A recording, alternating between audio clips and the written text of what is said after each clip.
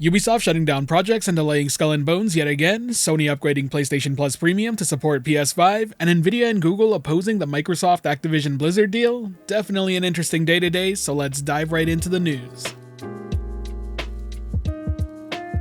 I want to quickly start things off by saying that I'm going to do a quick rundown of all the events happening right now, but two of these stories are probably going to turn into their own video because there's a lot to discuss there. And now that you know that, let's kick things off by talking about Ubisoft. Skull and Bones, their upcoming AAA pirate open world title, has been delayed for the 6th time, and this time with no set release date. It was actually set to release back in November, and then it got pushed to March 9th of this year, and now it's sometime between now and early 2024. Now, personally speaking, I would love nothing more than a solid pirate game to come out of this, but I have to say it's really worrying just how long of a development cycle this game has had. It's gone through some major revisions as it was initially shown off as a multiplayer arena-based pirate ship game, and it's turned into this open-world multiplayer RPG. I'd love for this game to be successful and fun to play, but I find it hard to believe that Ubisoft will be able to recuperate any of the development cost over these past years. And being a financial success is something that's really important to Ubisoft in the here and now, because they're starting to have some troubles over there.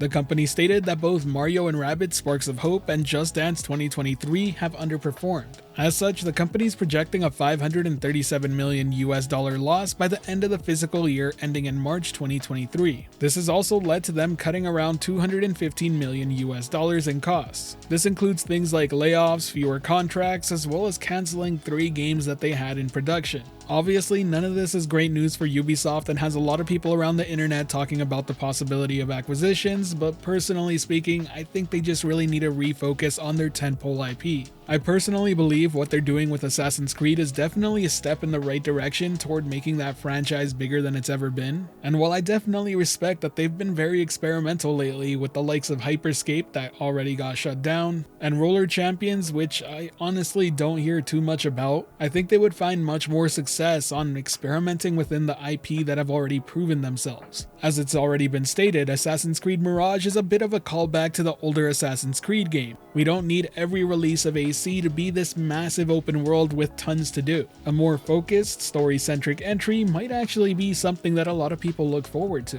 The very same idea could work for something like Rainbow Six. Continue with Siege, it's obviously extremely popular and I love the game myself, but maybe have another team work on a single-player entry within that universe. I think a lot of gamers would appreciate that. I also believe Far Cry could use a bit of a shake-up too. I think the Far Cry 6 DLC, where you get to play as the previous bad guys from the games, was actually really well done. Regardless, I hope Ubisoft finds its footing. It would suck to see more people get affected by layoffs. Next up, let's talk about a leak regarding PlayStation. It's coming from Tom Henderson, who has a pretty good track record when it comes to leaks. It appears that the PS5 version 7.0 update will include Discord and cloud streaming for PS5 games.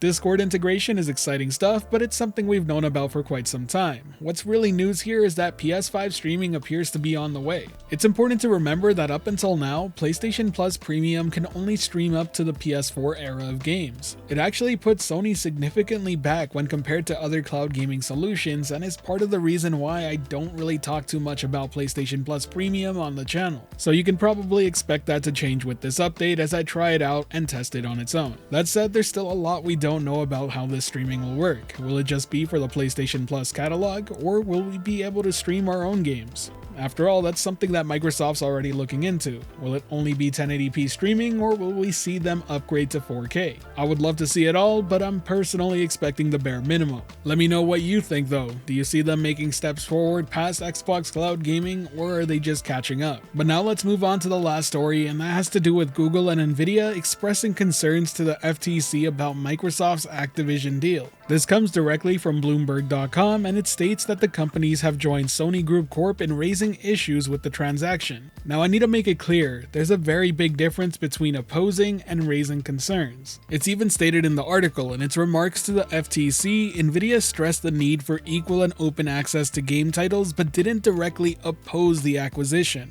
In my personal opinion, that statement seems to read as if Nvidia just wants assurance that Microsoft will bring their games over to GeForce Now. And right now, that makes a lot of sense to be pushing that idea forward, since Microsoft may have to make concessions to make this deal go through. Cloud gaming is being talked about and is one of the points of contentions being discussed. That could lead to Microsoft making the concession of bringing their games over to other cloud gaming services to make sure the deal passes. Google's concerns, on the other hand, are a bit different. They spotlighted the challenges of competing in the cloud gaming space, obviously citing Stadia, a venture for them that is shutting down relatively soon. Suffice to say that both Nvidia and Google are major forces within their respective industries. That said, I don't think Nvidia is really looking to oppose the acquisition, more so secure content for their own cloud gaming service, and then Google just appears to not want Microsoft to succeed in something that they failed at doing. But maybe that's just me being a bit bitter about Google Stadia getting shut down. Regardless, it seems like Sony is still the major opposition to the deal going through. It'll be interesting to see how this all plays out, but let me know your best guess as to which way it goes. Do you think Microsoft will successfully acquire Activision Blizzard? Do you think Nvidia will successfully get a concession to get their games on GeForce Now?